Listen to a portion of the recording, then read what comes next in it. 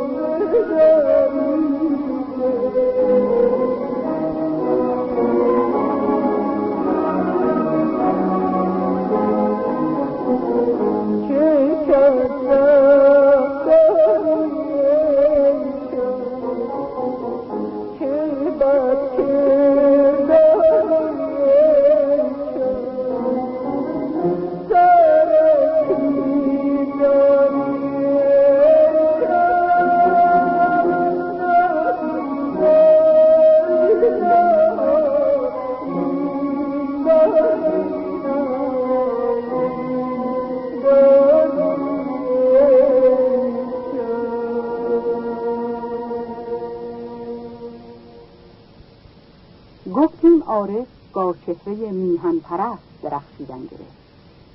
این چهره است که عزیز می‌داریم و هر سال در 14 مرداد از او به خیر یاد می‌کنیم و معتقدیم اگر عارف فقط همین یک آهنگ و ترانه را ساخته بود باز هم شایستگی آن داشت و دارد که در چنین روزی پر افتخار با تکرار این شعر به یادش آوریم و به روانش درود فرستیم.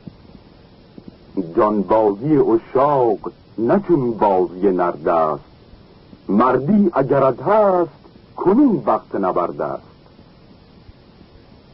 یا این آهنگ محزون که حاکی از کمال تعلم عارف است و او آن را پس از انقلاب به هنگامی ساخته که از نابسامانی اوضاع کشور مشوش بود.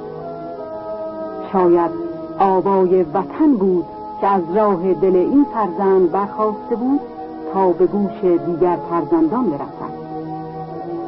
عارف در این باره میگفت میخواستم آنهایی که به ظاهر مشروط طلبی عنوانی پیدا کردند آن را بشنوند و آنچه میبینم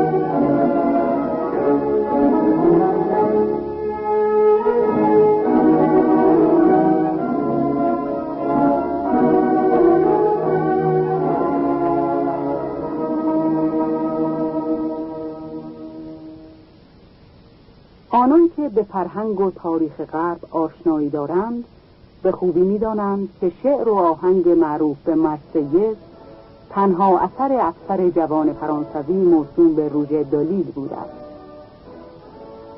اشعار توأم با این آهنگ بود که خرد و کلان را به زیر پرچم کشانید، پرچمی که در لوای آن اصول برادری و برابری در مقابل قانون پایه‌گذاری شد. بردگی کشاورز ملغا و تساوی حقوق اعلام و تعلیم گردید. به پیش فرزندان وطن روز افتخار فرا رسیده.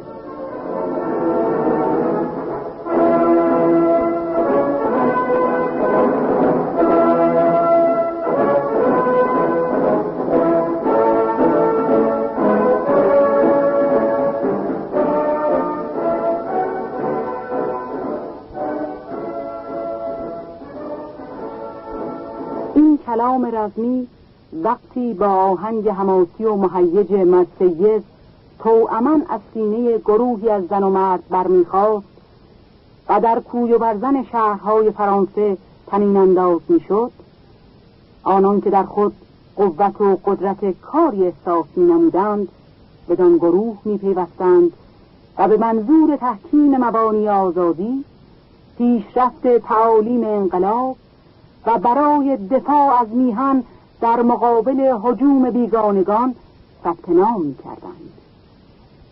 شعر و آهنگ از خون جوانان وطن برای ما همان اثر را داشته و سازنده آن برای ما هم ردیف روژدولی، سازنده شعر و آهنگ مرسیز است، ولو اینکه زندگانی خصوصی عارف به زعم برخی که بر ما خورده گرفتند طوفانی بوده باشد.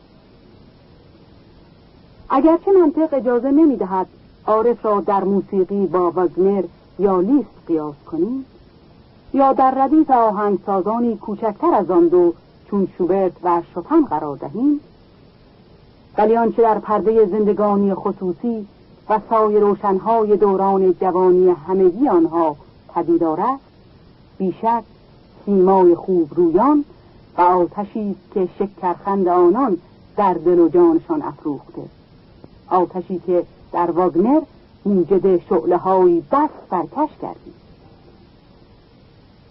آهنگ ناتمام شوبرت یا آهنگی که وی به نام آوای عشق نامیده است جز تغزلی وارسته از کلام نیست.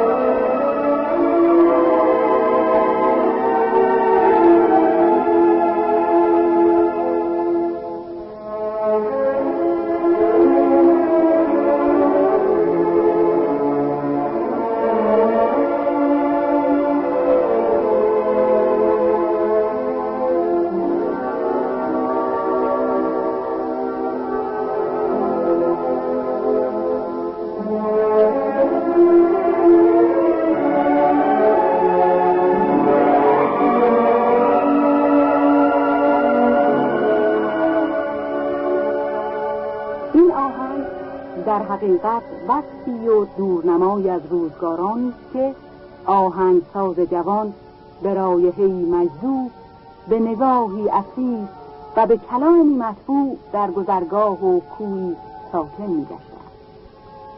با این همه آنچه را که دنیای هنرشناس و قدردان امروزی گرامی می‌دارد هنر آنها و آثار فیاض و گرانبهایی که از خود باقی گذارده‌اند و از این راه در جلوه و اطلاع فرهنگ میهن خویش سهمی بزرگ دارند و سرافراز گردیدند.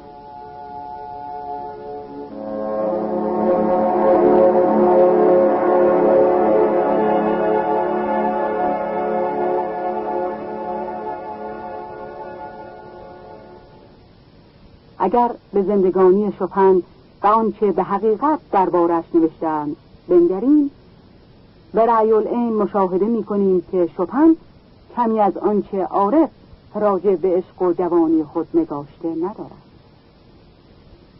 مع ذلک نام شوپن و آهنگی که در لحظاتی دردناک که خبر استیلای قوای بیگانه را بر میهن خود شنید بداهتاً ساخت مشهور دنیا شد، آهنگی که انقلاب نام گرفته است. کار بزمی او بیان دل سرشار از محبت او، دلی که به تبسمی می‌تپید و به اندک کلامی نابهنگام می‌خراشید.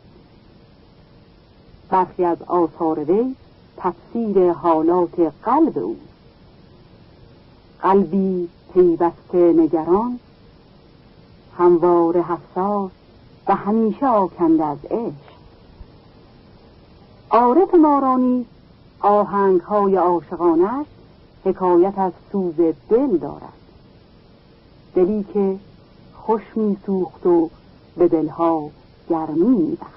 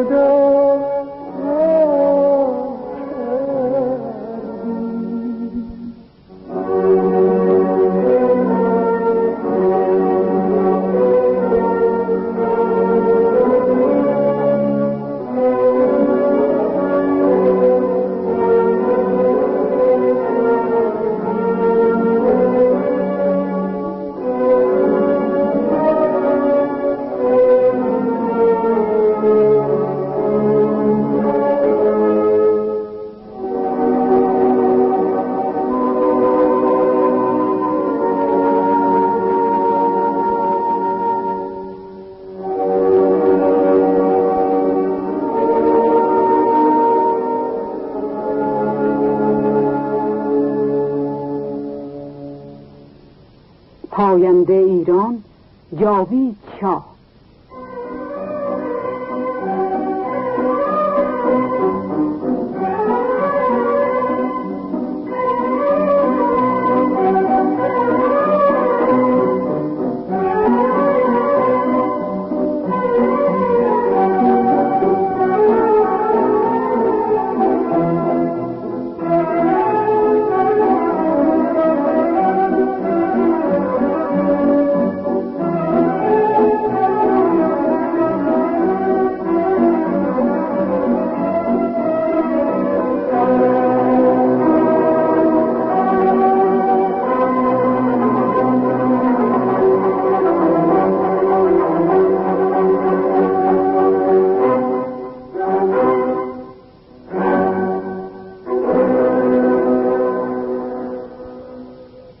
آنچه شنیدید برنامه مخصوص 14 مرداد بود که با شرکت الهه و عبدالوهاب شهیدی تنظیم گردیده. گویندگان به ترتیب مولود عاطفی و ثابتی